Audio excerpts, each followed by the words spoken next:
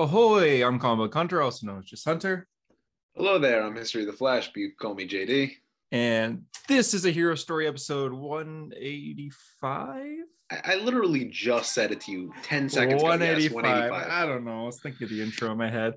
Welcome to a Hero Story. This is another classic episode with just JD and I, where we talk all things comics, from comic book movies, comic book TV shows, comic books themselves. JD says if you name it, we probably talk about it, and we do. It's a good catchphrase. Or actors who play comic book characters, which we'll get into this week.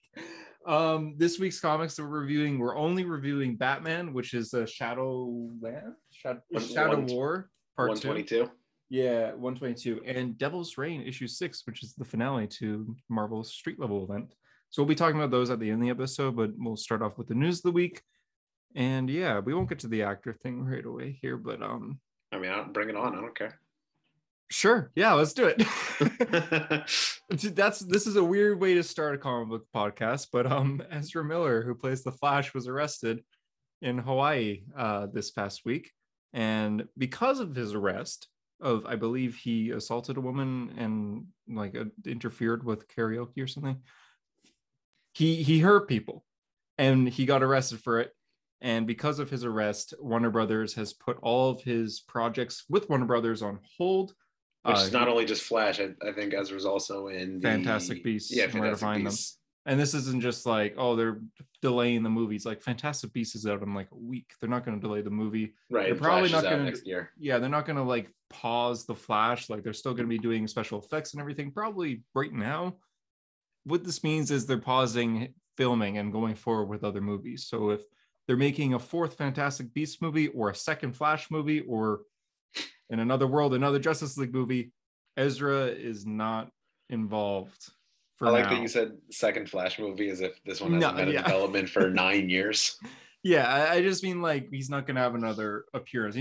Don't expect him to cameo in other DC movies being filmed or anything. Peacemaker. Yeah, don't expect that because it is on hold. Rumor, Ezra won't be in any other Flash projects. It's not a rumor. Yeah, and this doesn't necessarily mean he's fired, though it could be leading to that. I mean, there's a lot of talks of there's going to be a recast, and it's very possible. Next week we might be saying, hey, this new actor is playing Barry Allen. Hey, Lucas Till is playing the Flash. Let's go. Or they're not doing Barry Allen anymore. They're doing Wally West. Don't do that. Played by someone else. Don't do that. No, Warner Brothers won't do that. They'll be deep faking the entire movie, as Harper suggested. Just put Grant Gustin's face on him. Grant Gustin is going to be the main DCEU Flash, which honestly I think people would be okay with that.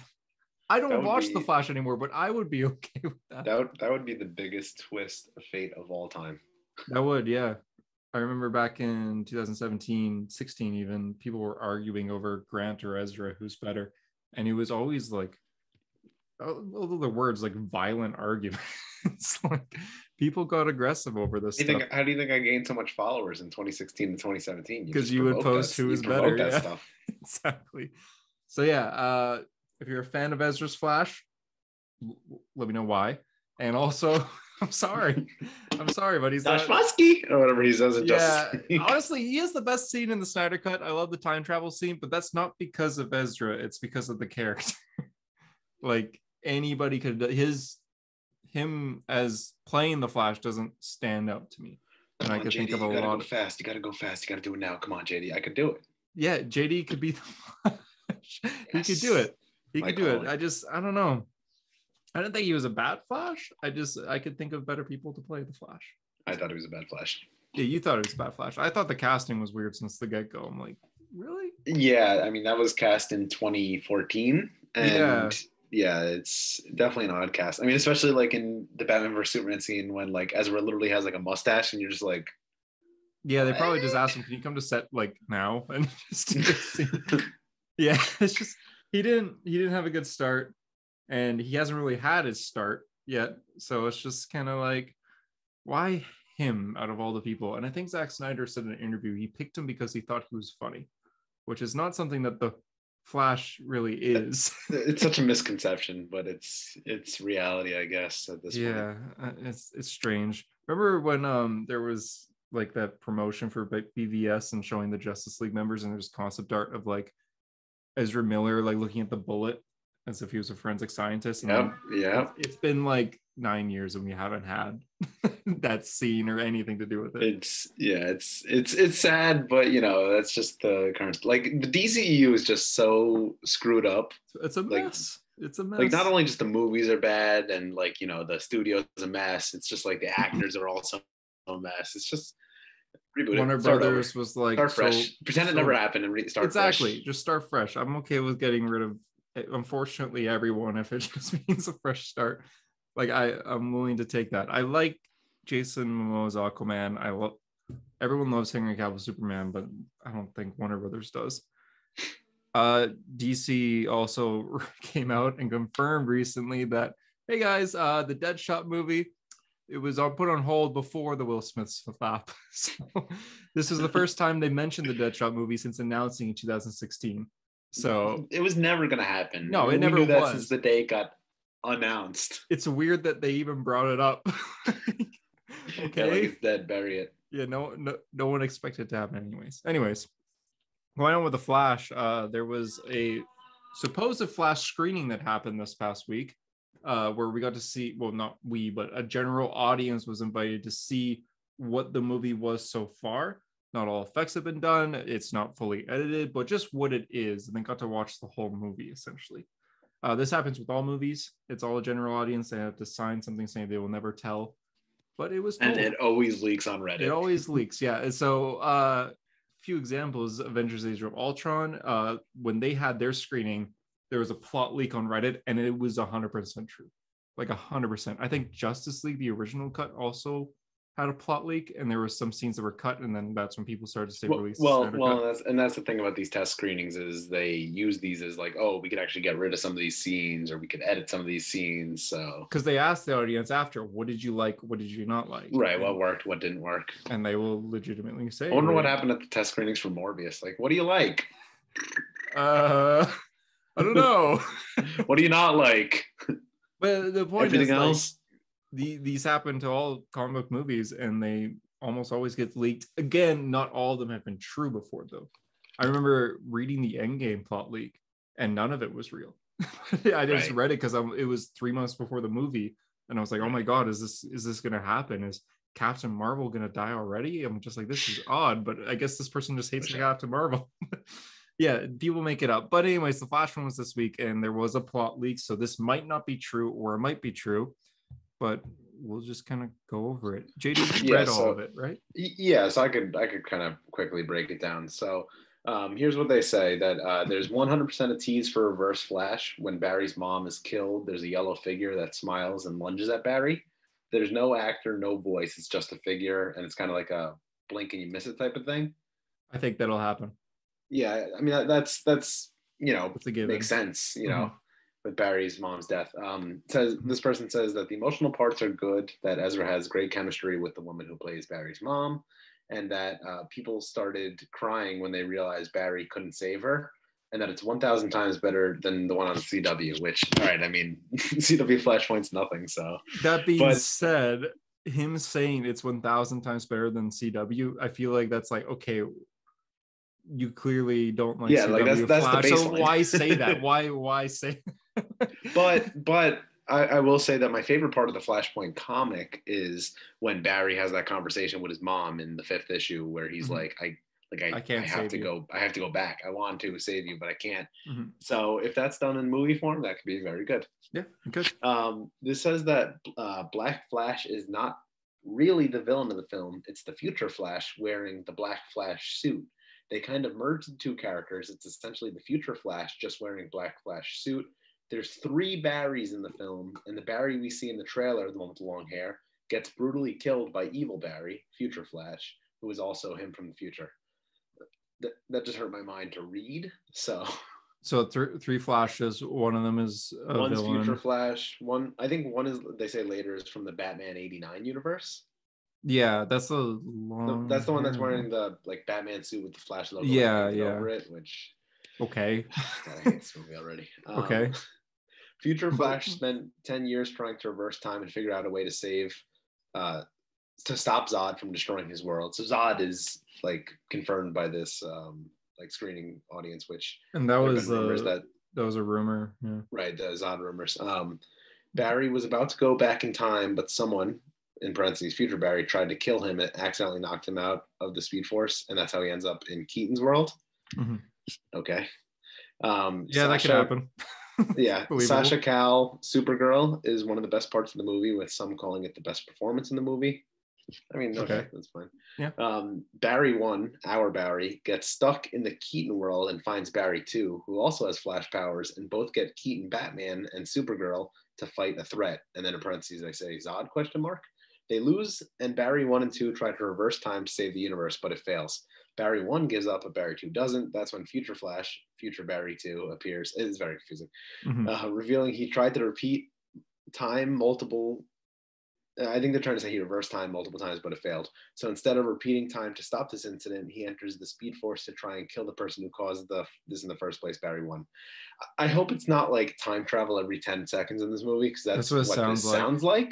Yeah. And that's how you lose a general audience member. It's and different you lose me. If your main story is about exploring timelines, but right. This is the first Flash it's kind solo of not, movie. And Flashpoint is an alternate universe, but that's not the point of the story. You travel back in time once, and then it messes up the universe, and you have to pay the consequences of that universe. Like, that's the premise. It's not like jump universe, jump. Like, it's not the multiverse of madness. You're not just going to jump around from Earth to Earth, Yeah, it's odd. Yeah, definitely. The way Ezra's Barry is portrayed in the film has him act like a Wally/Bart hybrid than he does, more so than he does Barry in some scenes. Apart from some scenes, Ezra acts a bit like comic Barry. He gets the heart and essence of the character right, and only acts like a Wally/Bart hybrid in some scenes, mostly the humor parts, like freaking out and fangirling when he sees the Batman '89 Batmobile. That sounds accurate. That sounds like it'll happen. That sounds like Ezra's Flash. I do kind of hate when they use like oh my God, he's like Wally and Bart. Not necessarily. Kind of like the Young animated Justice, Wally on Justice League Unlimited. Or Young Justice Bart. Or, Impulse Bart, maybe. But yeah. But comic? Yeah, I don't know if I'd say comic. Yeah. Trust me when I say this, you're going to love Ezra as Barry more than you did in both Justice League movies. I mean, not a very high bar to get over. Unless he does something like time. Oh, I guess he's time travel. Unless he does something like that Speed Force scene, then okay. Zod successfully kills Keaton's Batman and Supergirl. Supergirl gets her neck snapped, and it's actually brutal. Worse than when Superman snaps Zod's neck. So I'm guessing this is playing into where both the Barrys have to reset that time, like where they lose to Zod. Yeah, I can see that, and I can see it mirroring Man of Steel. Yeah. Sounds cool. I mean, okay. Zod kills Henry Cavill's Superman as a baby. The killing super baby leak is 100% true. That was a rumor like a while ago. That they would go to Krypton before it exploded and kill Right. Yeah. Okay. Like, again, what does this have to do with Flashpoint? Hey, Warner Brothers, nobody wants that. Nobody wants that. Michael Shannon reprises his role as Zod. I mean, okay, obvious. Okay. Nicolas Cage is not Superman in Keaton's world. It's Henry Cavill as a baby, like when he gets killed as Zod. Oh yeah, I see. Killed by Zod. Mm-hmm. Future Flash and Flash have a massive race because Future Flash wants to kill him. Barry doesn't want to die. When they do that, they travel into the multiverse. We see a shitload of different universes: Pattinson's Batman universe, Linda Carter, Wonder Woman, Adam West Batman, Grant Gustin Flash. That's where I'm gonna call partial cap, because absolutely no chance they see Pattinson's Batman. Yeah, what? I mean, this is the scene where I could see Grant Gustin Flash appearing in the movie, but yeah, I can see that for sure. I can see the Adam West and Linda Carter, but what? Yeah, like if you want to do another Batman, don't do Pattinson. Yeah, because like he just beat he's on year 2. He's not going to be dealing with the multiverse. And what would you even show? Like, maybe it's something like you watched the CW Crisis, right? Unfortunately. You know the part where it just goes to Adam West universe and you just see like Bert's Robin just right Burt Ward just like walking his dog or something. Yeah, and that's it. Like maybe it's something like you see something it's Pattinson just like jamming out to Nirvana. Yeah, have him jam out to Nirvana, but don't have him notice. So that that's it. It's just like a set video of like Robert Pattinson. Oh my God. Okay. Superman's existence. Hold on, one more. I have to say one more thing about that. Remember DC fandom when Yeah. Jim Lee was just like, oh, this crisis on Infinite Earthstar is actually like, it means something. Where Right. he made that art. Pattinson's Batman was on the bottom right image. You've been That's all I'm clinging saying. on to that for a long time, That's all Hunter. I'm I know saying. you want it to mean something. That's all I'm saying. Okay. Anyway, Superman's existence is left somewhat ambiguous. I mean, that's no surprise because they're not going to include Henry, but like they'll kind of allude that Superman exists. Yeah. Zod and Feora are alive in the new timeline since Superman never killed them. Okay. I mean, is there any point of bringing them back though? Like, does it lead Yeah. to any new story? It's not like you're doing another Superman film. Let's see. Iris is only in a cameo in this movie. She appears at the end when Barry's father is released from prison. That would be kind of odd if she was only a cameo, right? Yeah, it's I don't know. We haven't heard anything of her though. You missed one if you go just above that, the any film. Oh, sorry. Any film and TV show, including Peacemaker, released between Man of Steel and Shazam 2, are set in the old timeline. Shazam 2 is set in the old timeline. Everything after The Flash is set in the new timeline, such as Green Lantern, Zatanna, Batgirl, etc. I kind of suspected that. I mean, yeah, we expected like a, It's not that I want it, but it, like yeah. Right. They're using a Flash movie. They're not making a Flash movie. Right. WB's plan is to use Keaton as a temporary replacement for DCEU Batman. Update, they now say that, originally it said, and after Crisis, which they're leading up to, Pattinson will be the new DCEU Batman, but that got crossed out and says update. They will now say that all they know is that Pattinson will be involved in Crisis, nothing of whether he will join the DCEU full-time afterwards. So that's what he said about Pattinson being in that Crisis artwork. Yeah, I'm okay with Pattinson's Batman joining the universe if it's like 10 years from now and we had seen like Letter from Your Father. Just leave him alone. Leave him alone. I prefer them to leave. Just do a Batman universe. That's it. I would be okay with just doing each hero's universe. Do a Superman universe, do a Flash universe, do a Green Lantern universe. Yeah. And then if they're all successful one day and you could nail all those, then make them crossover. But I don't want to see anything before that. Well, we all know this movie's not going to come out for 10 years. So. Yeah.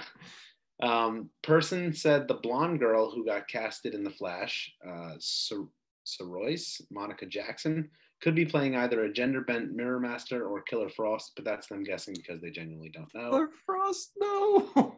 I don't think it's Killer Frost, but there was rumors like a year ago about a gender-bent Mirror Master, so okay, it wouldn't be that surprising. Yeah. Don't expect any wild cameos. Keep expectations low. My expectations are gonna be at the fucking floor. I feel like overall this film will not only be beloved by general audience, but hardcore Flash fans as well. I got some doubts about that. Yeah, we'll see. Will it though? Will it though? I don't think it will. We'll see. The Flash feels more like classic fiction adventure in the vein of stories like Alice in Wonderland and Wizard of Oz than a typical superhero movie. Okay. Batfleck doesn't die, but isn't part of the new timeline. There's a lot of rumors that Batfleck will die. So yeah, but I've heard that they changed course on that to like keep the door open to like basically let people apparently they restore the Batverse or make the Batfleck movie. Apparently those changed like midway filming. There's like actually it's not kill him, so we'll see what happens. No reference to Wally whatsoever from what I've heard. You want to watch a grown man cry? You want to watch a grown man cry? You're gonna see this day one too. Serenity now. Pretty brief Reverse Flash cameo, only hardcore DC. That's what was mentioned before. Yeah. All right. Mid/post-credit scene. This is what I think. Mid-credits, Flash will tell Aquaman that he wonders if a Superman exists here too. Aquaman will look at him confused. So that's the Flashpoint made it so Superman doesn't exist anymore, and it's just going to be Supergirl in there. Only Barry remembers Superman. Now, this was a rumor that's pretty much confirmed at this point that Aquaman and Wonder Woman will be in this movie. So, right, that's pretty much confirmed. Except no Atlantean Themysciran war. Yeah, well, I mean, you have what? take the Flashpoint out of Flashpoint. Why don't the two antagonists of Flashpoint, and just like, they're gonna have cameos where they look at Barry with one eyebrow raised. Superman, huh? It then proceeds to show Supergirl smiling at Barry, and he smiles back, and it shows him looking over what's next to her. His face is full of shock, and the movie ends. Maybe a Cavill nod, but I don't know. We're gonna do the Shazam post-credit scene of like we're gonna blue ball you with Superman. Like we're not actually gonna give you Superman. Like, oh god, sounds worse. It's just He smiles and then it cuts to black. Like, who wants that? It sounds like the Eternals post-credit scene, but you don't hear a voice. It's just like a reaction. Oh God. And then post-credit is Affleck crisis tease of him saying, "Come find us, Barry." That's what I like. That's the one thing in this list that wow, you like 4 words out of the movie. "Come find us, Barry." That's Bravo, the one Warner thing Brothers. that has me like, whatever. Ezra's being recast. Just reboot the whole universe at this point. It's done. Yes. It's dead. Bury it. But if this was all true, that's a solid post-credit scene. Okay, yeah, a 5-second scene that's never going to lead to anything. Yeah. Oh, wow, true. It's great. Yeah. That's true. Like, it's not going to lead to anything. Yeah, because it's basically saying Affleck's in. I hate to say, but he's in the Snyderverse essentially. That's what it sounds like. And then there's one here that says less credible regarding Ezra's future. If a Flash recast were to happen, Sam Claflin is someone you can expect to be the new Barry Allen Flash. But I feel like that's just kind of, people guessing. I don't know if you're familiar with Sam Claflin. I just looked him up. A movie or two. I mean, he's at least kind of blonde or has been blonde before. He was in Hunger Games, Pirates of the Caribbean, Love Rosie, Enola Holmes, a lot of romantic movies. Love Rosie's a good one. Yeah, Me Before You, Adrift. I know him from Hunger Games and Pirates, and I watched Enola Holmes, so I saw him in that. Right. So that's the rumors of the Flash. Overall, I'm thinking not going to be a good movie. Listen, there was a time where I was excited about a movie, Flash. That may have been like, when I was in high school when this movie was announced. Now I'm a grown man. Now I'm a grown man, and this movie just doesn't interest me anymore. And I know I'm going to see it day one, and I know I'm going to hate it day one. I was telling Drew we should see this movie together. We're 2 way hardcore Flash fans, like the biggest. You guys have Flash read fans, everything, yeah. Yeah, we'll hate everything together. So bring it on. That'll be fun. Terrible. We'll have to have Drew on the podcast for. Oh yeah, let him review the movie with us. Yeah, he'll have a blast. I hate to say it, I don't think I'm going to enjoy this movie, but I think I'm going to be the one person on a hero story that's going to defend some moments. It's going to be like your Morbius review where you're going to like one thing from the movie and be like, the jumping was kind of cool. I like what he ran. That's probably going to be it, because I'm sure but his running's terrible. Yeah, but I'm sure the visual effects will look amazing because it's been on hold for years. You're gonna get out of the movie, and like the very last scene you're gonna see is the "Come Find Us" with Affleck saying it, and you're gonna be like, "Yo, that was great," and that's all you're gonna remember. Yeah. Come home to record. And wait, what about the rest? What about where we watched Barry time travel 30,000 times? Oh, I don't remember. What about where Michael Keaton's old ass fought General Zod? It's weird how we're like complaining about a movie about going through different timelines, and there's 3 versions of the Flash. And we're just like, this is going to be awful. But at the same time, Multiverse of Madness is cool. Yeah, Multiverse of Madness. There's 3 Doctor Strange just going through different timelines. And we're all like, this is going to be insane. That's going to be a good movie. There's a reason Sam Raimi got offered the Flash movie and turned it down. Did he? Yeah, he was one of the rumored directors when they were looking for a new one. And he was like, no. I'm going to do Doctor Strange. And we're all like, yeah, good choice. Good choice, buddy. Fantastic choice. It looks amazing. Got my tickets. Speaking of Ezra Miller and the Flash movie, because that seems to be this podcast. It's been said there's a new report that he had frequent meltdowns on set. So just in case you didn't think that Ezra was a great human being, he put assaulting people in Hawaiian bars for singing karaoke and saying "you want to go, bro" and choke holding a fan. He also has meltdowns on set and gets really upset because he delayed the movie a little bit because there's moments where he had to record scenes. So they go to his trailer, knock on his door, and he would refuse to come out. So they couldn't record that day. Listen, if there was anything pointing to a recast, I mean, there's like the stars are aligning. Recast. Go with something new. Please. As people said in my comment sections, just go on to Wally West and I'm with it. Yeah. I mean, and honestly, get him in therapy. Like, get him help. He's not there. He's not all there. Like I don't like. I'm sorry, but he needs help. Anyways, Multiverse of Madness. Let's go. Tickets are on sale now. It's about a month away. It's confirmed that it's only going to be 2 hours and 6 minutes, which is I'm okay with that. I'm okay with that. Short. A lot of people are upset. A lot of people are like, "Oh, why can't it be 3 hours?"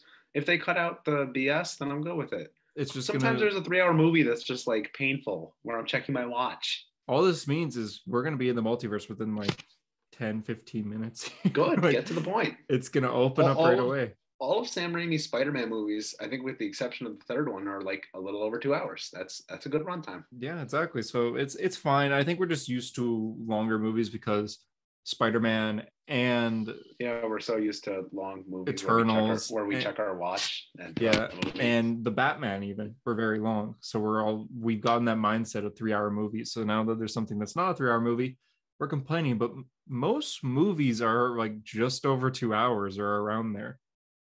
Like right. And don't make it long for movie's sake. Like if you get to the point in 2 hours and 7 minutes, good. People seem to be concerned that they're cutting things or that they're removing cameos, and that, keep in mind, this is not a cameo of the movie. It's and that's the problem. There's people that are too spoiled with these cameos that expect these cameos at this point, that if Tom Cruise Iron Man isn't in it, they're going to be pissed, or Mr. Fantastic from the 2005 Fantastic Four movie, like whatever, just it's a Doctor Strange movie. Exactly. Let it be strange. I have a feeling we're going to get the Illuminati as cameos, and that's it. That's fine. I don't think it's a cameo movie. I think it's just like going through different universes and fighting like other versions of himself. Like, and can I be honest here? Sometimes that people want these cameos. Sometimes these cameos are nothing more than like we clap for a few minutes and then it's like, okay, like a few minutes. Did they add anything to the movie? But like think about like in No Way Home, right? Obviously, those cameos meant something, right? They end up being a big point in the movie. They're not cameos in the end. They're right. They appear in the movie, but like someone like Sandman, like, was there really a point of bringing him back? It was just so then they would have another villain, right? But like, even the motivation didn't make that. Like, I don't know. It's weird. Like, I feel like you're bringing it back just for the sake of bringing it back. Like, unless there's a story there. Exactly. And you got to think of like some movies where there are legitimate cameos. They're fun. Falcon was cool to see in the Ant-Man movie, but he doesn't really serve anything besides, hey, look, it's Falcon, and then we move on. Like, it doesn't do anything necessarily. Right. Same, and then sometimes cameos serve a purpose. Look at The One Who Remains, or Kang in the end of Loki. He had a purpose to be in there, but in the end, it was just a cameo. Right. But he had a purpose. So, I mean, the Illuminati are going to probably have a purpose, but they're not going to get a lot of screen time, probably. A lot of people say Tobey Spider-Man's going to be in it. I personally don't think he will be. I would love to be wrong, but I don't think he's going to be in there without him just being a cameo. So, 2 hours, 6 minutes is fine. Do you have your tickets? I haven't bought them yet. Oh, okay. I'm going to buy them though. Don't worry. Okay, we'll see. Okay. I don't usually buy them like a month ahead of time. I'm not like you. Like, I don't know what I'm going to get. My theater sells out. I didn't get good seats. That's true. I did end up getting the Batman a few days late because of it, but I'll be good for Doctor Strange. You should check right away. Don't worry. Don't worry. I'll get my Morbius tickets very soon. Yeah, you gotta see Morbius. Do you think you'll be able to see it day one or a few days late, maybe? Nah, it'll be, if it's not Thursday, it'll be Friday, but it'll probably be Thursday. Okay, because I'm seeing it Thursday. Because now they do like multiple showings on Thursday, so they do, yeah. It's not just like the one like late showing like how they used to. I think I see it at 5:30, and I get out of school at 5, so I gotta book it to the theater, and even then my seats aren't the greatest for day one. Yeah, you're sitting in the front? No, not the front, just kind of to the side, and it's not IMAX, it's just regular. But like, you know what? Oh. Did you already buy like a second showing or no? No, I was just the one showing, but it's just I realized like end of the day Wednesday or like mid Wednesday, I was like, oh no, the tickets the bad. Oh no, yeah. So we'll see it eventually. The man who got his Morbius tickets day one, and right the in man the who got center. his Sonic the Hedgehog 2 tickets day one. I'm wearing blue because I'm seeing it right after we record. Yeah, I know. He loves Sonic. Yeah, it's gonna be fun. I was not expecting that. Yeah, I'm gonna be looking for new memes to post. Exactly. You sent me this right before we recorded. Sam Raimi talking with Spider-Man 4. Yes, that's kind of exciting because people online have talked about it since 2007. So, Sam Raimi said that he would return to direct another Spider-Man movie with Tobey Maguire and Kirsten Dunst. And he said, anything is possible, really anything in the Marvel universe, any team ups. I love Tobey. I love Kirsten Dunst. I think all things are possible. So people, because of this, like, he's basically just saying like, yeah, it could happen, right? He's not saying it's going to happen. He's not saying he's talking about it. He's just saying, yeah, it could happen. Like, crazier I'd be things have interested. happened. Mm-hmm. So people have been like tweeting at Sony like crazy, like, Spider-Man 4. And they replied to one of them saying, well, this has been a fun day for our mentions. Friendly reminder, we're just the social team, which, as Hunter said, they also did when the Amazing Spider-Man 3 stuff was trending getting nuts. In like January. Yeah, so is it possible? Yes. Is it probable? I'd say no. It's still, I think there's more of a chance than ever, but yeah, it's still right. It went from being like a 0% chance in like 2012 to being like a number above 0. I won't put a number on it, but yeah, it's above 0. Yeah, for sure. I mean, I watch it multiple times. We'll have to wait and see. Yeah. What else do I got here? The rest of the news is all comic news, and then we got a comics to review. So, Tom King announced Dark Crisis Superman, which is basically confirming that Superman is one of the dead members of the Justice League in like a week or two now for Death of the Justice League. And right before he dies, he dreams of a world where he got to raise John as a teenager instead of losing those years. So this is a mini series or a one shot. I actually didn't check. I feel like one shot makes a bit more sense. It's a mini series or one shot about Superman raising, or like Clark Kent raising John Kent as he grows to be a teenager. He doesn't even say. Tom doesn't say in the caption there. Oh, okay. Well, I don't know. The cover kind of has John wearing like almost like a Robin like outfit. Yeah, he looks like Robin, and I mean, I think it's a play on like an old Batman and Robin cover from. It is, Age, yeah. But it is. I kind of get annoyed at this because it's like you could have gave us these John Kent teenage Superman years, but you took them from us. This doesn't. And now have you're gonna blue ball me with a what if? Like, come on. Like, Bendis came and he made John older, then left. He straight up left. Is Bendis even like we were talking about this the other day, right? He's done with Justice League and he's doing the Justice League versus Legion of Superheroes. I think right now nobody cares about. So after that, is he even doing anything at DC? No. Nope. I mean, I know they haven't announced a lot of the Dark Crisis like teams yet, but like, is he doing anything, or is he going to do anything? Next week we'll probably have a lot more news because Tom King just announced it like 2 hours before we record this podcast. So right. But Bendis did say that they're making a Legion of Superheroes TV series, and he's helping that. It might not happen, but he's helping make it right now. And because of that, Legion of Superheroes, he's not writing any comics at all. I think maybe that's partially why, but I also think that they don't want him on any books. I mean, I'm sorry. Like, I love reviews are Marvel. down. I love Marvel Bendis. Marvel Bendis is peak writing. Well, 2000s Bendis. Some of my favorite titles of all time come from Marvel Bendis, but it's just he's not the same at DC. He hasn't had any book that's just like a straight out hit that like everyone just agrees like, man, that was a great book. He hasn't had like his Daredevil or Ultimate Spider-Man or Avengers like success at DC.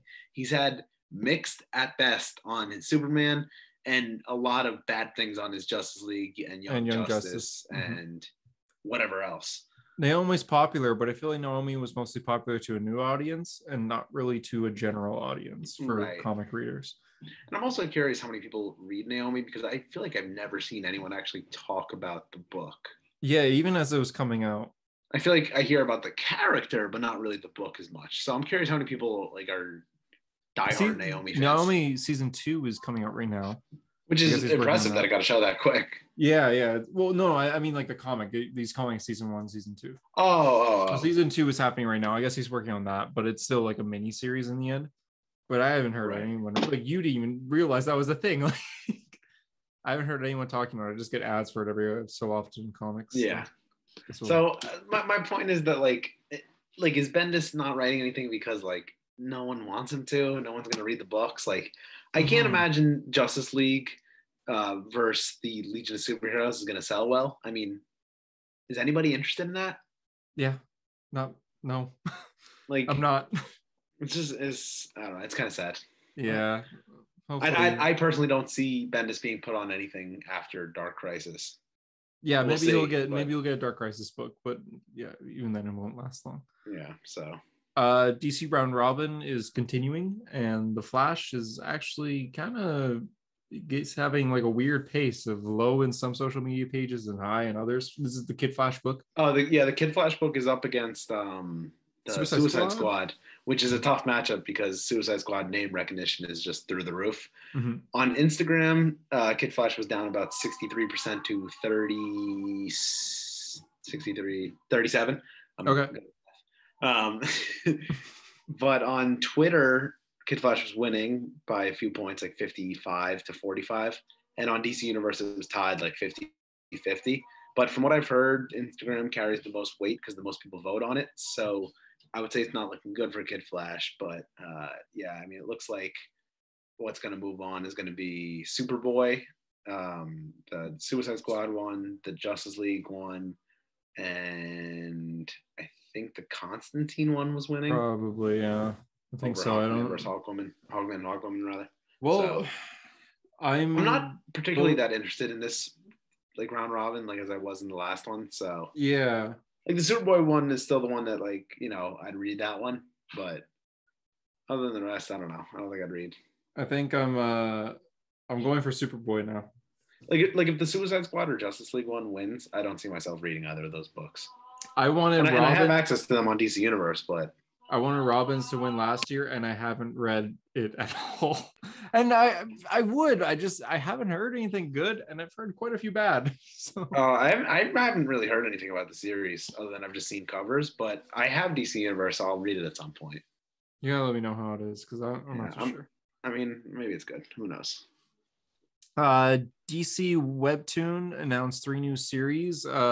Webtoon is a free website for people to submit their own comics that they are able to make, but for free. And DC partnered with Webtoon a few months ago, and they started a Bat Family series. Yeah, the Wayne family adventures. Yeah, it's not canon, but it's very popular. And I was shocked how popular it was. I mean, I guess I shouldn't be shocked because like it's free, A, and B, it's like kind of what the Twitter wants Batman Twitter, to be. It's fan service. Yeah. It might not like it's not canon, but it's what people it's fan. It's for the fans essentially. So because it's so popular, they announced some more series that they're doing. Vixen New York City, which is the description is Vixen is underrated and definitely deserves it. That's just what someone was writing about them, like what they. Yeah, I just screenshot that from someone talking about it. My bad. But Vixen New York City, so Vixen's getting a series. I don't think it's canon still. Red Hood, none of these can. Red Hood Outlaws. People are like, wait, don't put Roy in there. No. I think they're doing Artemis Bizarro, which is the better Outlaws. So right. Okay, that's good. At least Dark Trinity, and Zatanna and the Ripper, which is that Jack the Ripper that they're mentioning? No clue. Okay, well, the Zatanna series again, not canon, but completely free. So if you want to read these books, then you got it. Yeah, it's nice for people who are into that kind of thing. I'm not into that kind of thing, but if you like that kind of thing, cool. Exactly. It was just announced, so don't expect anything yet. Yeah, it's kind of in the same. I mean, it's line. actually kind of interesting that they're expanding. Yeah, exactly, and they are popular. I know. There's an artist called Piccolo who did some the Teen Titans one. Yeah, like Raven loves Beast Boy, Raven. He's doing a Robin one right now with Dick and Damian. There are little comics that aren't canon, but it's about the Teen Titans being teenagers more than heroes. Right. And those are very popular. And that's probably the most popular Teen Titans book since the 80s. Ever, yeah. And they're so popular, and they're very, like, the art is fantastic. It's a very, very wholesome, and it started off as a webtoon pitch, but then it got its own graphic novel. So some of these comics take off. So if you like this stuff, then go for it. And then the last bit of comic news I have is Avengers announced their next arc, this is the comic. Jason Aaron's Avengers in July is called Thor's Secret Origin, and the teaser is just. That's what I was about to say. Did you see this Thor news? Yeah, the teaser is just the Phoenix Force, and it's like, what do you think? Nobody wants this. Okay, Thor with the Phoenix Force, that's cool. Thor being the son of the Phoenix Force, nobody wants that. I saw that like weird. Really early this morning, and I was like, "Why does Thor have the Nightwing logo?" And then I realized what it was, and I was like, "Oh, yeah, it's Phoenix." Because it does look like it. It's so Phoenix. It's just odd that you're doing that. Like you're messing with continuity and even like mythology in general. It just seems strange, and it feels like Marvel doesn't even want to do it because since the 1980s at least. I don't know about Golden Ages ever mentioned or anything like that, but I know since 1980, Gaia has been the the mother of Thor, and she always has been. And even in Donny Cates' Thor, the one that came out like 2 weeks ago, the finale of God of Hammers, Freya, his mother that raised him, literally says, I took a screenshot so I could read it out, says, he is more than a hammer, he is a child of Midgar. I might have raised him, but his birth mother is Gaia herself. So you mentioned it like 2 weeks ago that it's Gaia, but it's like Marvel's ignoring Jason Aaron's Avengers in other books, but it's strange that they're still trying to push this. I don't understand. But I mean, Jason Aaron's Avengers has had some problems since very early on, if I'm not mistaken. Like, people have had problems with it, the way, She-Hulk. you know, She-Hulk was done and all that. So but She-Hulk is back now. She's back to normal, so that's good. She's deflated. So. I mean, you're my Jason Aaron Thor guy, right? Like, you like Jason Aaron. I like Jason Aaron's Thor. I love Jason Aaron, and Jason Aaron's not a bad writer. His Thor is great. Harper will vouch for his Doctor Strange, which I start reading tonight, I think. So I mean, he's a good writer. It's just his Avengers. He's been on for like since 2019, I think, and it just hasn't been that good. And it's odd that he's on the book for this long. I was about to say, like, with all the Marvel books that have gotten new writers since that book has started, it's shocking that he hasn't been kicked off. Yeah, I mean, even if you go back to his original issue, like issue 1, a lot of characters look different. Captain Marvel has short hair. Thor's missing an arm. Like, right. These characters have changed so much over the years from their own books, except for Avengers, where they're just, he's trying to change it, but they're not changing in other books. So right. I don't like it, but I'm probably not going to read it, but I'm sure I'll hear a lot of complaints about it. Thanks, social media. That's the news of the week. Tell me, what did you think of Devil's Reign, number 6? The finale. I thought it was a fantastic issue, but the ending was kind of like, okay. Right. I mean, that's an accurate, standpoint. Overall, as an event, I'm kind of just like, I don't know. Like, I think it's okay. Maybe I'll look back at it more fondly when you can read it all at once. But like it's been going on for the last few months, and it's kind of just like, okay, I don't get the biggest impact from this, Mm-hmm. Usually events have they have big endings where it affects the whole Marvel universe, and this one feels like not that. I mean, things happen. Things. I mean, it is a street level event, so it kind of makes sense that it's not like earth shattering. That's true. I do kind of feel like it falls a little flat. Yeah, so it's not bad, but that's the ending here. But the whole issue is about Daredevil debating whether he should kill Fisk or not. He hears that Fisk killed Mike, so he goes to confront him about that, Mike being Matt's twin brother, who it's complicated. We'll just say that.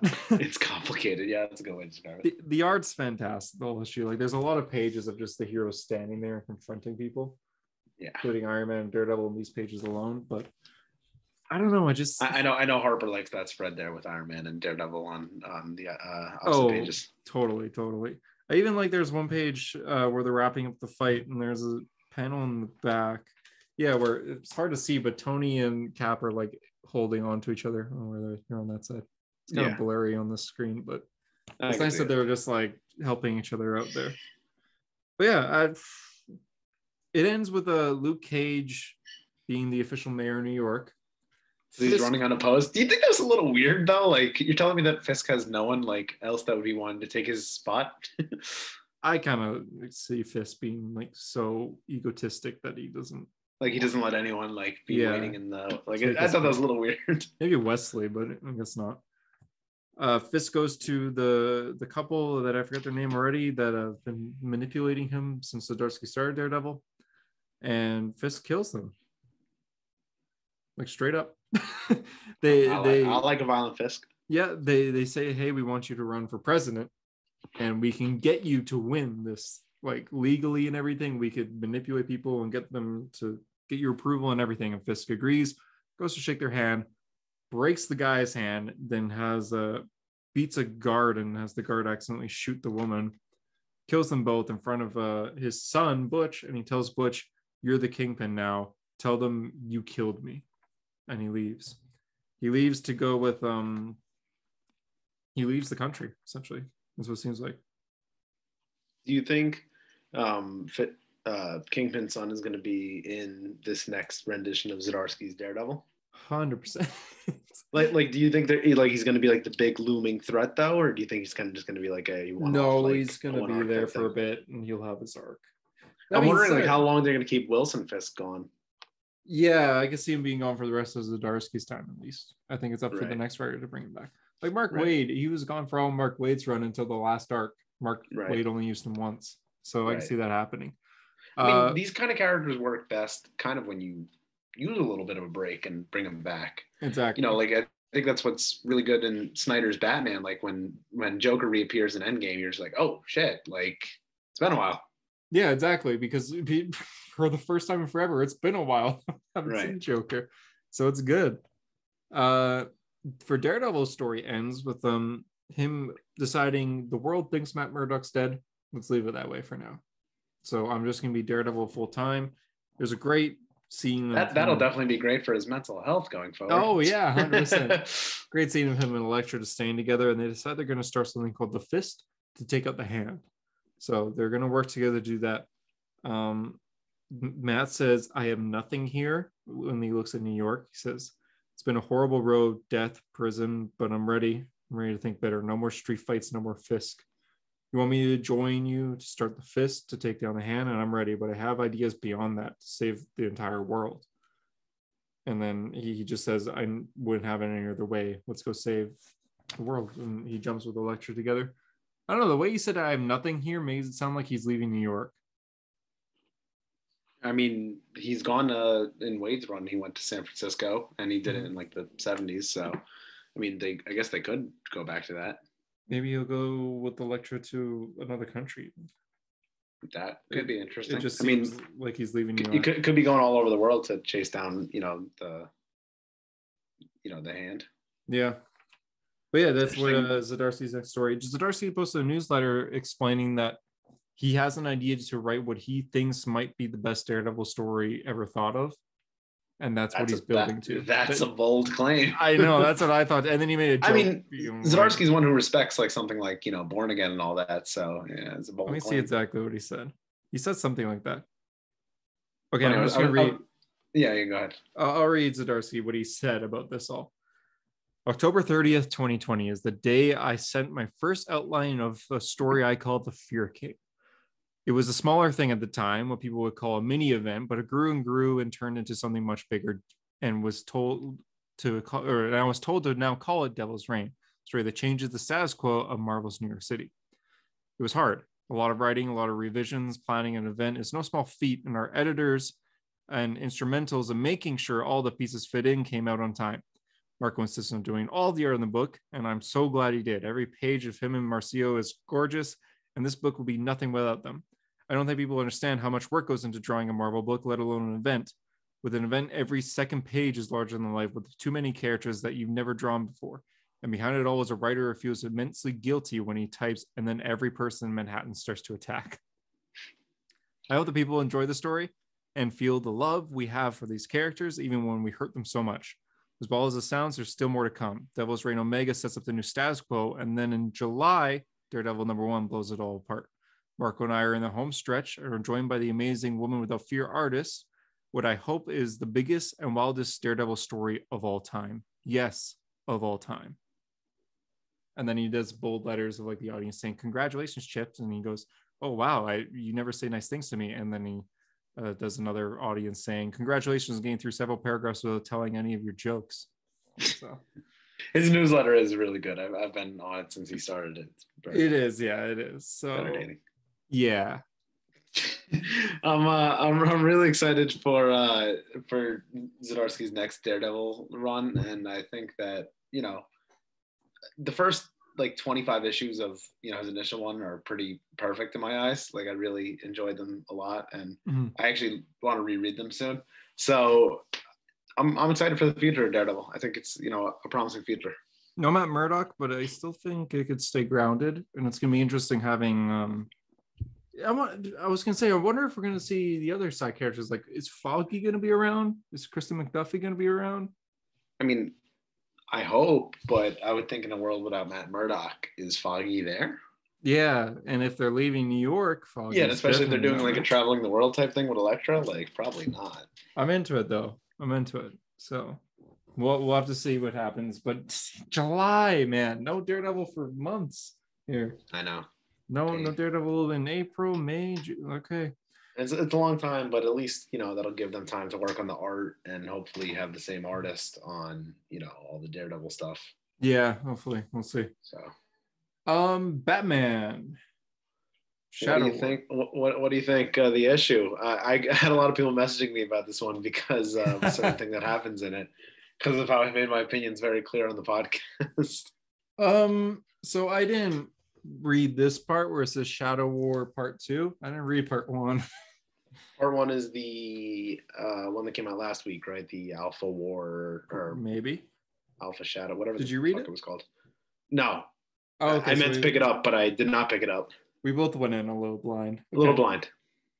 It's good. Yeah.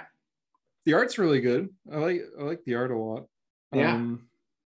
It's interesting. I feel like I'm missing things, which I definitely am. I know Ross was killed by Deathstroke. Yeah. I know Respawn is with Deathstroke, and I know Respawn's identity. Do you know that? Yeah, the Damien clone. Yeah, he's the Damien clone with a bit of Slade DNA in there too. Right. Yeah, I don't. Do you have any general thoughts?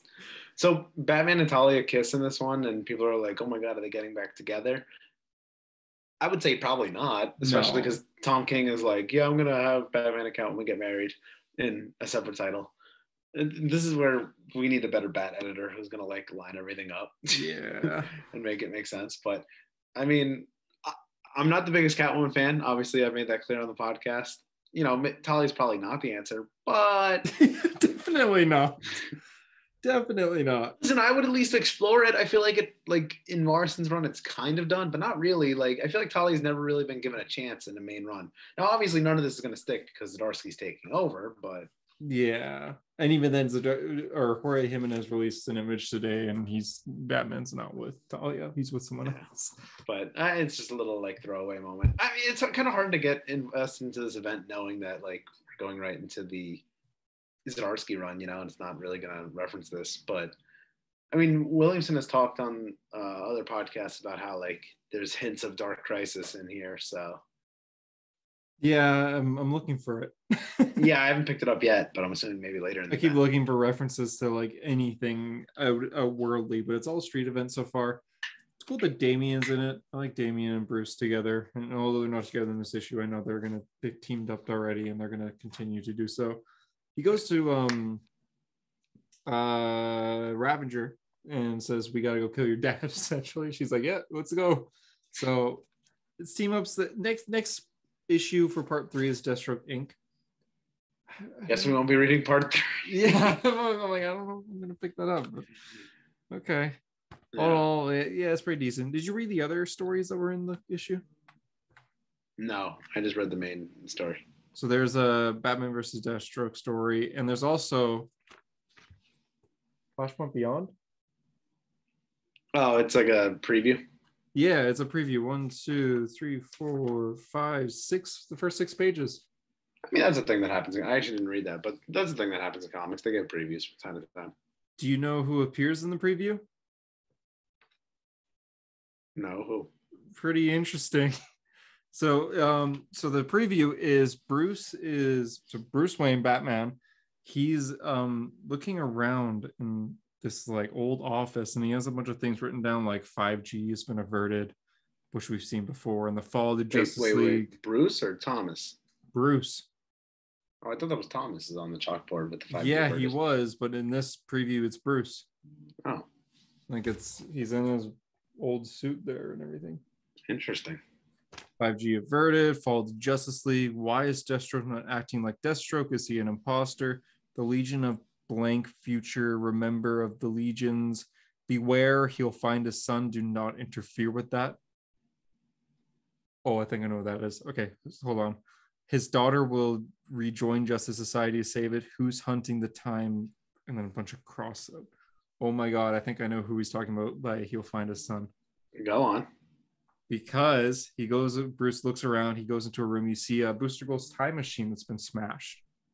right? And he's like looking around, then he like there's this vault, and he opens the vault up, and inside is a freaking My Marionette. Mime and Marionette from Doomsday Clock. What the hell? Yeah. And they're in there, back. and they try to kill Batman when he walks in, and he just says, "Put the damn gun away." And then he says, "Which one is Dr. Hunter's gadgets, Marionette?" And Marionette says, "I'm gonna warn you, you don't want to touch that. It's the watch there." And he picks up a watch, and then it ends. Doomsday Clock tie-in. And now Hunter's interested in Flashpoint Beyond. Yes. So, beware, he'll find his son. Do not interfere with that. Dr. Manhattan has a son. They call me Clark. Oh, shit. That's right. At the end of Doomsday Clock. Yeah. Oh. Huh. Now I'm interested. You think that's what they're talking about? I don't know. It's Jeff Johns wrote this, so yeah. I kind of do. My Marionette are there. I mean, obviously there's Doomsday. Wow. Okay. There's credits right Not here. where I thought Flashpoint Beyond was going. Writer Jeff Johns. Yeah. Huh. So now you're interested. You couldn't live with your own failure. Where did it bring you? You could see my reaction. This is you can see my reaction here when I read Beware You'll Find a Son. I was like, Jeff Johns. Oh, you just sold me, DC. Yeah, no. Don't worry. Flashpoint Beyond #0 comes out this next week. I'm in. I'll get it. You're at least gonna buy that issue? Yeah, no, I will. Let's go. Oh, you seen it here first. Hunter's buying Flashpoint Beyond, at least the first 0 They issue. got me with that not even when I read it. When I read it, I didn't even see that. I didn't even notice that in the book. I read that. Just saw there was more, and I just put it down. I read that last night, and I'm just like, interesting. Mime and Marionette. Okay, but now that I'm talking about it, I'm like, this is actually really. Now that you actually read really it interesting. This is really interesting. What the hell? Wow! I should read Flashpoint this week. Let's go. That's already our tease for next week's episode. Flashpoint Beyond #0. Doomsday Clock tie-ins. We'll get to relive the best of Doomsday Clock. Oh yeah, for sure. I can't believe they just got me. Wow. Okay. And it was already interesting alone when they're saying like 5G averted, because that's like an inside joke, you know? Right. Where 5G, for those who don't know, in a nutshell, was an idea DC had that was scrapped. Like it's the 5th generation, where like a bunch of like John Kent would become Superman and like Owen Mercer would become the Flash. Like it was like kind of all over the place. Yeah, and it was leaked and got a lot of hate. People were like, nobody wants this DC. So DC literally said, okay, yeah, we won't do it then. And although we got Future State instead, which at least it was just 2 months. That's like the main thing. But 2 months of me not reading comics. It's interesting that Batman's like reading about it. Oh man. Flashpoint was mentioned in Doomsday Clock. And the button too is about Doomsday Clock and Flashpoint kind of. So Flashpoint's always been involved with the Watchmen universe in a way. So yeah. I mean, because Barry Allen thinks that he's the reason that the New 52 happened, but in reality it was Dr. Manhattan. So and there's some intertwining there. Barry is gonna be he's not the main character of Flashpoint Beyond, but he is in it, according to Jeff Johns. So which is why they have the Flash Rider. I mean, you saw the teaser video they had on the DC Instagram, right? Yeah, I did. It looked pretty interesting. It is interesting. Yeah, it is cool, and I'm not the biggest Flashpoint fan by any means, but I'm sickened but curious. Jeff was actually answering tough questions in it too. He's just like, okay, why are we doing this? And he has an answer. Right. I mean, the fact that he actually said that, because most people would be like, we're doing it's a good story. I have a good idea. I want money, but But no, Jeff Johns actually has an answer of why they're doing it, and like it's like I guess I have a story, but I also think this could have like real impact on Barry Allen, Bruce Wayne, Thomas. And I would also make the argument that someone like Jeff, who has a lot of pull with DC, can kind of, like if they don't want a Flashpoint sequel to happen, they could kind of axe it. You know what I mean? Like I think if Jeff didn't want this, he could axe it right away. So I think like it's clear like he does want to write this. And so even then, like he even said the very first scene we start the issue, and it's Thomas Wayne on the ground in the Batcave in the Flashpoint universe, waking up being like, why am I here? Right. Like this universe was set to destroy itself. Why am I here? So this is set before Tom King's Batman then. or they're just ignoring his bet. I don't know. I'm okay with them ignoring it. I'm okay with that. Thomas But- Wayne becoming like a villain was dumb. Jeff Him Johns beating literally- Cassandra Cain and the rest of the Batman family in a fight was dumb. I once do. Damian would have even had a good fight against him, but even then, like all Jeff Johns says is Thomas Wayne waking up knowing that he was in a universe that was going to be destroyed, and he's wondering, wait, why am I here? So I'm cautiously optimistic. yeah, I'm afraid. I'm sickened but curious. Second but curious. That's how we're feeling. I mean, we'll find out next week, number 0. Yeah. I'm trying to reread like all of Jeff's Flash first. Like I'm trying to read up to Flashpoint so I can be up to date. But I'm not going to get it by next week. But at least by the end of the month, I'll be up to date on Flashpoint. So And you might notice some right, some weird similarities, images some things and that I stuff didn't like catch. that. Yeah, so For sure. You have to keep us updated. I'm excited. And that's a hero story. That's all the That's a hero story because Hunter's got to go see Sonic the Hedgehog 2. 2. I've already seen some spoilers for it, so I think I don't tell me anything. I've seen some 2. I think you're gonna be happy. I think you're gonna be excited. Okay. I can't wait for the Letterboxd Day review. 5 stars. Anyway, if you're listening on YouTube, we appreciate a subscribe and a comment, and I'm gonna do better with replying to the comments. I haven't been doing good on YouTube comments, but you got this. Do better. You got this. Trying to do better, Doc. If you noticed, this video kind of cuts at one point. It's okay. That's okay. Ignore it. You didn't notice that. You did not see that. Yeah. If you can give us a follow on social media and listen to the show, I guess. I mean, you're already listening to it, but just keep listening. See you next week, probably. See you next week. Flashpoint Beyond, baby. Yep. For a hero story. Oh, for a hero story, I'm JD. I'm Hunter, and thanks for being a hero. And remember, every second is a gift. Goodbye. Bye.